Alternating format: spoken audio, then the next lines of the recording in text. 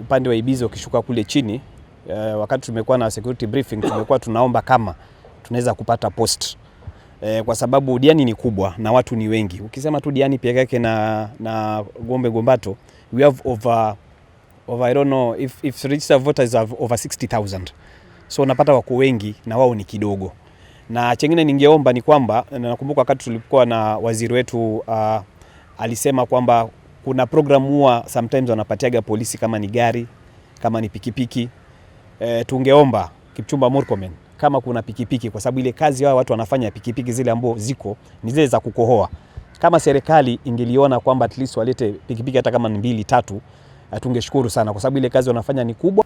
Mahali popote chochote kile watataka kuboost security, sisi kama wafanyabiashara tuko ready hata kutafuta gari moja kama ka Probox iwe pamoja na ile ya serikali, ile yao ya serikali, ndio Diani yetu iwe safe. Sasa hii Diani iko safe.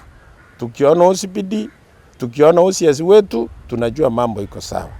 Wale ofisasi wake wadogo, wale watu wao wa mkono wamefanya kazi nzuri sana. Ilikuwa wakati unakuta mtu anakuja kwa makazi akona jeraha mshono kwa kichwa. Ilikuwa shida nyingi sana. Unaona mtu anakimbia anasema ikifika 12 sehemu zangu washakita kambi wale wa jamaa.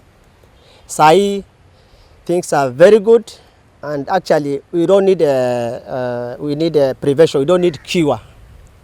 Hatutaki cure, we need prevention.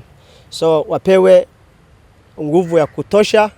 These are the right team for Diani, na kazi itakuwa sawa na usalama itakuwa sawa, tourist itarudi, kila kitu itakuwa sawa. Asante. Appreciate our OCS Eliud Kimwele and our OCPD Robertson Langat for the work that they've done in Diani, and not only that, because Diani being a tourist destination, we rely a lot on tourism, both local and also foreign.